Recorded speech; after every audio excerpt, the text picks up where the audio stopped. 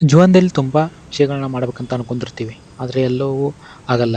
ನನಗೆ ಯಾವಾಗಲೂ ಸುತ್ತಾಡಬೇಕು, ಹೊಸ ಜಾಗಗಳನ್ನ ನೋಡಬೇಕು ಅನಿಸ್ತಿತ್ತು. ಆದರೆ ಒಂದಲ್ಲ ಒಂದು ಕಾರಣದಿಂದ ಹೋಗೋಕ್ಕಾಗ್ತಿರ್ಲಿಲ್ಲ. ಜಾಬ್ ಆದಮೇಲೆ ಹೋಗೋಣ, ಸ್ವಲ್ಪ ಸೆಟ್ಲ್ ಆದಮೇಲೆ ಹೋಗೋಣ ಅಥವಾ ಮುಂದಿನ ವರ್ಷ ನೋಡೋಣ ಅಂತ ಹೇಳ್ತಾ ಇದ್ದೆ. ಆದರೆ ಒಂದು ಪ್ರಶ್ನೆ ಯಾವಾಗಲೂ ನನ್ನ ಮನಸ್ಸಿನಲ್ಲಿ ಕಾಡ್ತಾ ಇತ್ತು. ಜಾಬ್ ಆದಮೇಲೆ ಸಮಯ ಸಿಗುತ್ತೆ ಅಂತ ಏನು ಗ್ಯಾರಂಟಿ? ಅಥವಾ ಆಗ ಸಿಚುವೇಶನ್ ಏನಿರುತ್ತೋ, ಯಾವ ಪ್ರಾಬ್ಲಮ್ ಬರುತ್ತೋ ಯಾರಿಗೆ ಗೊತ್ತು? ಜೀವನ ಯಾವಾಗಲೂ ಪರ್ಫೆಕ್ಟ್ ಆಗಿರಲ್ಲ. ಅದಕ್ಕೆ ಈ ಸಲ ಹೆಚ್ಚು ಯೋಚನೆ ಮಾಡದೆ ಸ್ವಲ್ಪ ಧೈರ್ಯ ಮಾಡಿ ಒಬ್ಬನೇ ಹೊರಟಿದ್ದೀನಿ. ಬೆಂಗಳೂರಿಂದ ಮಂಗಳೂರಿಗೆ ಹೋಗ್ಬೇಕಂತ ಅನ್ಕೊಂಡಿದ್ದೀನಿ. 10:30ಕ್ಕೆ ಬಸ್ ಬರಬೇಕಿತ್ತು. ಆದರೆ ನಮ್ಮ ಭಾರತೀಯ ಸಂಪ್ರದಾಯ ಪ್ರಕಾರ 11 ಗಂಟೆಗೆ ಬಂತು.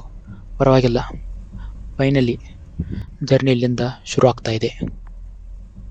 ರಾತ್ರಿ ಪೂರ್ತಿ ಪ್ರಯಾಣ ಮಾಡಿ ಬೆಳಗ್ಗೆ ಸುಮಾರು 6 ಗಂಟೆಗೆ ಎದ್ದಾಗ ಬಸ್ ಈಗಾಗಲೇ ಮಂಗಳೂರಿನ ಒಳಭಾಗಕ್ಕೆ ಬಂದಿತ್ತು. ಕಿಟಕಿಯಿಂದ ಹೊರಗೆ ನೋಡಿದಾಗ ಬೆಂಗಳೂರಿನ ಗದ್ದಲಕ್ಕಿಂತ ಸಂಪೂರ್ಣ ಬೇರೆ ವಾತಾವರಣ, ಹಸಿರು ಪರಿಸರ ಮತ್ತು ಬೆಳಗಿನ ಶಾಂತ ವಾತಾವರಣ. ಸುಮಾರು 6:30ಕ್ಕೆ ಕೊನೆಗೂ ಮಂಗಳೂರು ಬಸ್ ಸ್ಟ್ಯಾಂಡ್ ತಲುಪಿದೆ. ಬಸ್ ಸ್ಟ್ಯಾಂಡಿನಲ್ಲಿ ಫ್ರೆಶಪ್ ಆದೆ. ಒಂದು ಬ್ಯಾಗ್, ಒಂದು ಫೋನ್ ಕ್ಯಾಮ್ರಾ ಮತ್ತು ತುಂಬ ಕುತೂಹಲ. ಇಷ್ಟೇ ತೆಗೆದುಕೊಂಡು ಮಂಗಳೂರನ್ನು ಅನ್ವೇಷಿಸಲು ಹೊರಟಿದ್ದೇನೆ.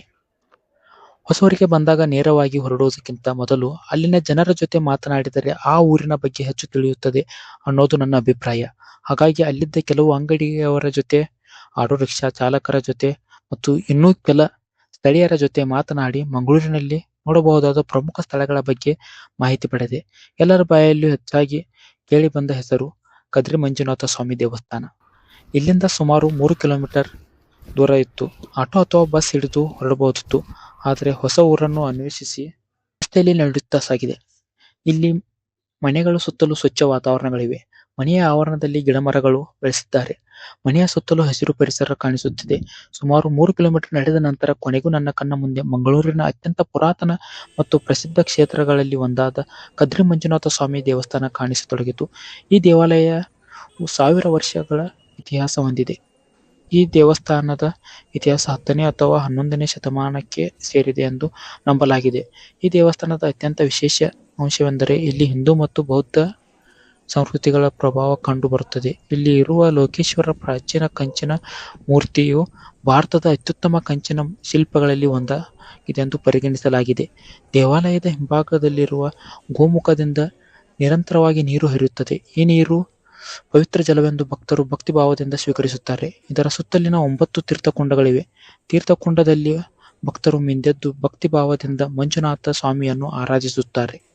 ಹಾಗೆ ದೇವಸ್ಥಾನದ ಮೇಲ್ಭಾಗದಲ್ಲಿ ಮೆಟ್ಟಿಲುಗಳನ್ನು ಏರಿಕೊಂಡು ಹೋದರೆ ಜೋಗಿಮಠ ಅಥವಾ ಯೋಗೇಶ್ವರ ಮಠ ಕಾಣಿಸುತ್ತದೆ. ಇದು 1000ಕ್ಕೂ ಹೆಚ್ಚು ವರ್ಷಗಳ ಇತಿಹಾಸವಿರುವ ದಕ್ಷಿಣ ಭಾರತದ ಅತ್ಯಂತ ಶ್ರೇಷ್ಠ ನಾಥ ಪಂಥದ ಕೇಂದ್ರವಾಗಿದೆ. ಪುರಾಣಗಳ ಪ್ರಕಾರ ಈ ಜಾಗವನ್ನು ಹಿಂದೆ ಸುವರ್ಣ ಕದಳಿವನ ಅಥವಾ ಬಾಳೆ ತೋಟ ಎಂದು ಕರೆಯಲಾಗುತ್ತಿತ್ತು. ಭಗವಾನ್ ಪರಶುರಾಮರು ಕ್ಷತ್ರಿಯರನ್ನು ಸಂಹಾರ ಮಾಡಿ ನಂತರ ಪ್ರಾಯಶ್ಚಿತ್ತಕ್ಕಾಗಿ ಮತ್ತು ತಮಗೆ ನೆಲೆಸಲು ಒಂದು ಪವಿತ್ರ ಜಾಗವನ್ನು ಹುಡುಕುತ್ತಾ ಇಲ್ಲಿಗೆ ಬಂದರು. ಪರಶುರಾಮರು ಈ ಕದಳಿವನದಲ್ಲಿ ಶಿವನಿಗಾಗಿ ಘೋರ ತಪಸ್ಸು ಮಾಡಿದರು. ಅವರ ಭಕ್ತಿಗೆ ಮೆಚ್ಚಿ ಪ್ರತ್ಯಕ್ಷನಾದ ಶಿವನು ಪರಶುರಾಮರ ಕೋರಿಕೆಯಂತೆ ಲೋಕ ಕಲ್ಯಾಣಕ್ಕಾಗಿ ಇಲ್ಲಿ ಮಂಜುನಾಥ ಸ್ವಾಮಿಯಾಗಿ ನೆಲೆಸಿದ್ದಾರೆ. ಇಂದಿಗೂ ಮಠದ ಆವರಣದಲ್ಲಿ ಪರಶುರಾಮ ಅಗ್ನಿ ಕುಂಡ ಇದೆ. ನೀವು ಇಲ್ಲಿ ಅದನ್ನು ನೋಡಬಹುದು.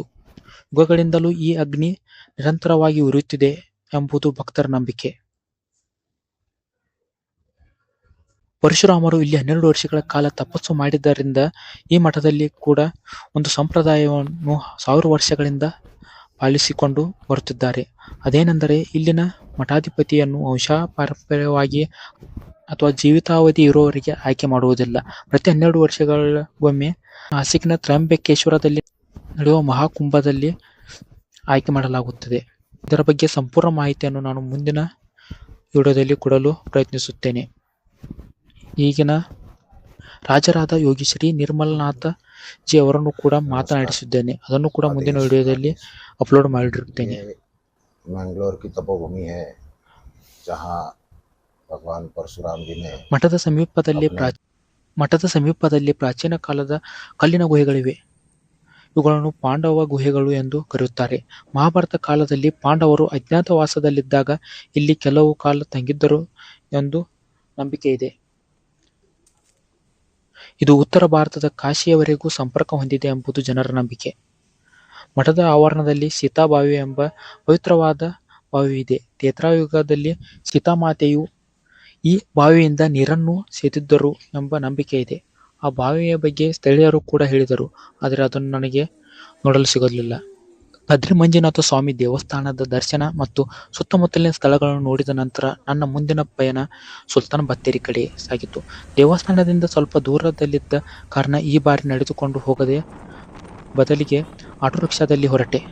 ನಗರದ ರಸ್ತೆಗಳು, ಹಳೆಯ ಕಟ್ಟಡಗಳು, ಜನಜೀವನ, ಅಂಗಡಿಗಳು ಮತ್ತು ಮಧ್ಯೆ ಮಧ್ಯೆ ಕಾಣಿಸುತ್ತಿರುವ ಹಸಿರು ವಾತಾವರಣ ಇವೆಲ್ಲವನ್ನು ಕ್ಯಾಮರಾದಲ್ಲಿ ಸೆರೆ ಹಿಡಿಯುತ್ತಾ ಮಂಗಳೂರಿನ ಬೆಳಗಿನ ಜೀವನವನ್ನು ಆನಂದಿಸುತ್ತಾ ಸಾಗುತ್ತಿದ್ದೆ.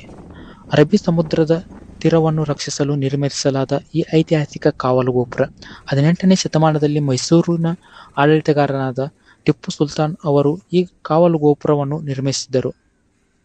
ಆ ಸಮಯದಲ್ಲಿ ಮಂಗಳೂರು ಕರಾವಳಿ ಪ್ರದೇಶವು ವ್ಯಾಪಾರ ಮತ್ತು ರಕ್ಷಣೆಯ ದೃಷ್ಟಿಯಿಂದ ಬಹಳ ಪ್ರಮುಖವಾಗಿತ್ತು. ಶತ್ರುಗಳ ಹಡಗುಗಳು ಅಥವಾ ದಾಳಿಕೋರರು ಸಮುದ್ರ ಮಾರ್ಗವಾಗಿ ಬರುತ್ತಿದ್ದಾರೆಯೇ ಎಂದು ಗಮನಿಸಲು ಈ ಸ್ಥಳವನ್ನು ಬಳಸಲಾಗುತ್ತಿತ್ತು. ಈ ಕಟ್ಟಡವನ್ನು ಕಪ್ಪು ಕಲ್ಲುಗಳಿಂದ ನಿರ್ಮಿಸಲಾಗಿದೆ. ಮೇಲ್ಭಾಗಕ್ಕೆ ಹೋಗಲು ಕಿರಿದಾದ ಮೆಟ್ಟಿಲುಗಳಿವೆ. ಮೇಲಕ್ಕೆ ಹೋದರೆ ಗರುವಪುರದ ನದಿ ಮತ್ತು ಸುತ್ತಮುತ್ತಲಿನ ಪ್ರದೇಶ ಸುಂದರ ನೋಟಗಳು ಕಾಣಿಸುತ್ತವೆ. ಆ ಕಾಲದಲ್ಲಿ ನದಿ ಮಾರ್ಗವಾಗಿ ಬರುವ ಹಡಗುಗಳ ಚಲನವಲನಗಳನ್ನು ಇಲ್ಲಿ ನಿಂತು ಗಮನಿಸಲಾಗುತ್ತಿತ್ತು. ಶತ್ರುಗಳು ಕಾಣಿಸಿಕೊಂಡರೆ ತಕ್ಷಣವೇ ಮಾಹಿತಿ ರವಾನೆ ಮಾಡುವ ವ್ಯವಸ್ಥೆಯು ಇಲ್ಲಿ ಇತ್ತು ಎಂದು ಜನರು ಹೇಳುತ್ತಾರೆ. ನನ್ನ ಮುಂದಿನ ಪ್ರಯಾಣ ತಣ್ಣೀರ್ ಬೀಚ್ ಕಡೆಗೆ. ಆದರೆ ಅಲ್ಲಿಗೆ ಹೋಗುವ ಮೊದಲು ನದಿಯನ್ನು ದಾಟಬೇಕಿತ್ತು. ನಿಜ ಹೇಳಬೇಕೆಂದರೆ ಇದು ನನಗೆ ಮೊದಲ ಅನುಭವ. ಇದುವರೆಗೆ ರಸ್ತೆಯಲ್ಲಿ, ರೈಲಿನಲ್ಲಿ, ಬಸ್ಸಿನಲ್ಲಿ ಸಾಕಷ್ಟು ಪ್ರಯಾಣ ಮಾಡಿದ್ದೆ. ಆದರೆ ನದಿಯ ಮೇಲೆ ದೋಣಿಯಲ್ಲಿ ಪ್ರಯಾಣ ಮಾಡಿ ಒಂದು ಕಡೆಯಿಂದ ಇನ್ನೊಂದು ಕಡೆಗೆ ಹೋಗಿದ್ದು ಇದೇ ಮೊದಲು. ದೋಣಿ ನಿಧಾನವಾಗಿ ನದಿಯಲ್ಲಿ ಮುಂದೆ ಸಾಗುತ್ತಿದ್ದಂತೆ ಸುತ್ತಮುತ್ತಲಿನ ದೃಶ್ಯಗಳು ಇನ್ನಷ್ಟು ಸುಂದರವಾಗಿ ಕಾಣತೊಡಗಿದವು. ಒಂದು ಕಡೆ ನೀರಿನ ವಿಶಾಲತೆ, ಮತ್ತೊಂದು ಕಡೆ ಹಸಿರಿನಿಂದ ಆವೃತವಾದ ದಡಗಳು ಮತ್ತು ಮಧ್ಯೆ ನಮ್ಮ ದೋಣಿ. ಆ ಕೆಲ ನಿಮಿಷ ಪ್ರಯಾಣ ಒಂದು ವಿಭಿನ್ನ ಅನುಭವ ನೀಡಿತು. ಹೀಗೆ ನದಿಯನ್ನು ದಾಟಿ ಆಚೆ ದಡ ತಲುಪಿ ನಂತರ ನನ್ನ ಮುಂದಿನ ಪ್ರಯಾಣ ತಣ್ಣೀರಬಾವಿ ಬೀಚ್ ಕಡೆಗೆ ಸಾಗಿತು. ನನ್ನ ಜೀವನದಲ್ಲಿ ಇದೇ ಮೊದಲ ಬಾರಿಗೆ ನಾನು ಸಮುದ್ರವನ್ನು ನೋಡಲು ಹೊರಟಿದ್ದೆ. ತಣ್ಣೀರಬಾವಿ ಬೀಚ್ ಕಡೆ ನಡೆಯುತ್ತಾ ಹೋಗುವಾಗ ಮನಸ್ಸಿನಲ್ಲಿ ಒಂದು ಕುತೂಹಲ ಇತ್ತು. ಫೋಟೋ ವಿಡಿಯೋದಲ್ಲಿ ಮಾತ್ರ ಸಮುದ್ರವನ್ನು ನೋಡಿದ್ದೆ, ಆದರೆ ನಿಜವಾದ ಸಮುದ್ರ ಹೇಗಿರುತ್ತೆ ಎಂಬ ಕುತೂಹಲ. ಕೊನೆಗೂ ಬೀಚ್ ಒಳಗೆ ಕಾಲಿಟ್ಟ ಆ ಕ್ಷಣ ನನಗೆ ಒಂದು ಹೊಸ ಪ್ರಪಂಚವೇ ಕಂಡಂತಾಯಿತು. ಕಣ್ಣಿಗೆ ಕಾಣುವಷ್ಟು ದೂರ ನೀರು, ಅಂತ್ಯವೇ ಕಾಣದ ಆ ನೀಲಿ ವಿಶಾಲತೆ, ದಡಕ್ಕೆ ಅಪ್ಪಳಿಸುತ್ತಿದ್ದ ಬೃಹತ್ ಅಲೆಗಳು, ಆ ಅಲೆಗಳ ಶಬ್ದ. ಆ ಕ್ಷಣ ನಾನು ಕೆಲವು ಕ್ಷಣ ಮೂಕವಿಸ್ಮಿತನಾದೆ. ಆಗ ನನ್ನ ಮನಸ್ಸಿನಲ್ಲಾದ ಖುಷಿ ಹೇಳುತ್ತಿರದು. ನನ್ನ ಮನಸ್ಸು ಮಿತಿಯೇ ಇಲ್ಲದೆ ಖುಷಿಯ ಅಲೆಯಲ್ಲಿ ತೇಲಾಡುತ್ತಿತ್ತು.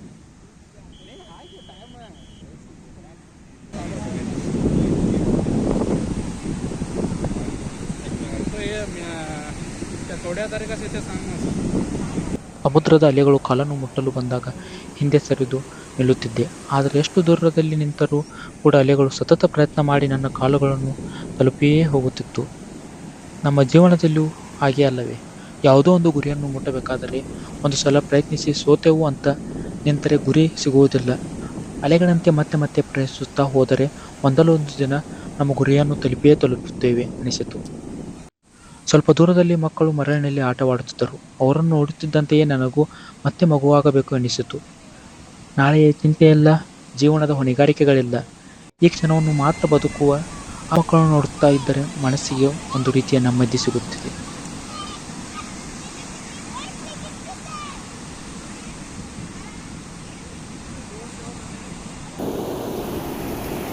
ಸಮುದ್ರ ತನ್ನ ಒಡಲಿನಿಂದ ಹಲವಾರು ವಸ್ತುಗಳನ್ನು ದಡಕ್ಕೆ ತಂದು ಹಾಕುತ್ತಿತ್ತು.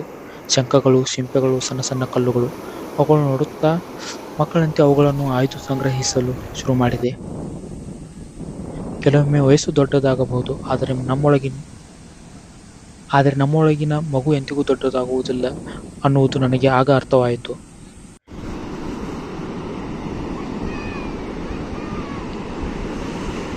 ಹೀಗೆ ಸಮಯ ಕಳೆಯುತ್ತಿರುವಾಗ ಸೂರ್ಯ ನಿಧಾನವಾಗಿ ಪಶ್ಚಿಮ ದಿಕ್ಕಿಗೆ ಜಾರಲಾರಂಭಿಸಿದ. ನಾನು ಸುಮ್ಮನೆ ಕುಳಿತು ಆ ಸೂರ್ಯಾಸ್ತವನ್ನು ನೋಡುತ್ತಲೇ ಇದ್ದೆ. ಆಕಾಶದ ಬಣ್ಣವು ಕ್ಷಣ ಕ್ಷಣಕ್ಕೂ ಬದಲಾಗುತ್ತಿತ್ತು. ಆ ಸೂರ್ಯಾಸ್ತದ ದೃಶ್ಯ ನಿಜಕ್ಕೂ ಮನೋಹರ ಮತ್ತು ರಮಣೀಯವಾಗಿತ್ತು. ಆ ಅನುಭವವನ್ನು ಪದಗಳಲ್ಲಿ ವರ್ಣಿಸಲು ಸಾಧ್ಯವಿಲ್ಲ. ಆ ಗಾಳಿ, ಆ ಅಲೆಗಳ ಶಬ್ದ, ಆ ಸೂರ್ಯಾಸ್ತ ಮತ್ತು ಆ ಕ್ಷಣದ ನೆಮ್ಮದಿ, ಇವೆಲ್ಲವನ್ನು ಅನುಭವಿಸಿದವರಿಗೆ ಮಾತ್ರ ಅದರ ನಿಜವಾದ ಭಾವನೆ ಅರ್ಥವಾಗುತ್ತದೆ. ಈ ಸಮುದ್ರದ ತೀರದಲ್ಲಿ ಕಳೆದ ಈ ಸಂಜೆ ಎಂದಿಗೂ ನನ್ನ ಜೀವನದ ಸುಂದರ ಕ್ಷಣಗಳಲ್ಲಿ ಒಂದಾಗಿ ಉಳಿದಿರುತ್ತದೆ. ಸೂರ್ಯಾಸ್ತ ಆಗಿದ್ದರೂ ಇನ್ನೂ ಸ್ವಲ್ಪ ಬೆಳಕು ಉಳಿದಿತ್ತು. ಸಮುದ್ರದ ತೀರದಲ್ಲಿ ನಡೆದು ನನ್ನ ಕಾಲಿಗೆ ಅಂಟಿದ್ದ ಮರಳನ್ನು ತೊಳೆದುಕೊಂಡು ಬೇಗನೆ ಮತ್ತೆ ಸುಲ್ತಾನ್ ಬತ್ತೇರಿ ಕಡೆಗೆ ಹೋಗುವ ದೋಣಿಯ ಸ್ಥಳದ ಕಡೆಗೆ ಹೊರಟೆ. ಅಲ್ಲಿಗೆ ತಲುಪುವಷ್ಟರಲ್ಲಿ ಸಾಕಷ್ಟು ಜನ ಸೇರಿದ್ದರು. ಅದು ಆ ದಿನದ ಕೊನೆಯ ಸಾರಿಗೆ ಆಗಿತ್ತು. ಸ್ವಲ್ಪ ಸಮಯದ ನಂತರ ದೋಣಿ ಬಂತು. ಎಲ್ಲರನ್ನೂ ಒಟ್ಟಿಗೆ ಹತ್ತಿಸಿಕೊಂಡು ದೋಣಿ ನಿಧಾನವಾಗಿ ಹೊರಟಿತು. ಅಷ್ಟರಲ್ಲಿ ಸೂರ್ಯ ಸಂಪೂರ್ಣವಾಗಿ ಅಸ್ತಂಗತನಾಗಿದ್ದ. ಆಕಾಶದಲ್ಲಿ ಚಂದ್ರ ಕಾಣಿಸುತ್ತಿದ್ದ. ಚಂದ್ರನ ಬೆಳಕು ಮತ್ತು ಚಂದ್ರನ ಬಿಂಬ ನೀರಿನಲ್ಲಿ ಬಿದ್ದು ನದಿಯ ಸೌಂದರ್ಯವನ್ನು ಇನ್ನಷ್ಟು ಹೆಚ್ಚಿಸುತ್ತಿತ್ತು. ಕೊನೆಗೂ ದಡ ತಲುಪಿದ ನಂತರ ನನ್ನ ಮುಂದಿನ ಯೋಚನೆ ಇಂದಿನ ರಾತ್ರಿ ಉಳಿದುಕೊಳ್ಳುವ ವ್ಯವಸ್ಥೆ ಬಗ್ಗೆ.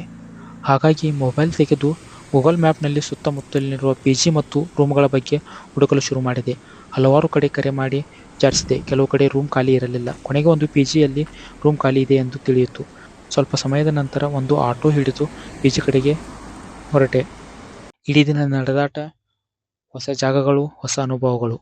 ದೇಹ ಸ್ವಲ್ಪ ಸುಸ್ತಾಗಿತ್ತು, ಆದರೂ ಮನಸ್ಸು ತುಂಬಾ ಖುಷಿಯಿಂದ ತುಂಬಿತ್ತು. ಇವತ್ತಿಗೆ ಇಷ್ಟು ಸಾಕು. ನಾಳೆ ಮತ್ತೆ ಹೊಸ ಸ್ಥಳಗಳು, ಹೊಸ ಕಥೆಗಳು ಮತ್ತು ಹೊಸ ಅನುಭವಗಳೊಂದಿಗೆ ನನ್ನ ಮಂಗಳೂರು ಪ್ರಯಾಣ ಮುಂದುವರಿಯುತ್ತದೆ. ಹಾಗಾದರೆ ಮುಂದಿನ ಭಾಗದಲ್ಲಿ ಭೇಟಿಯಾಗೋಣ.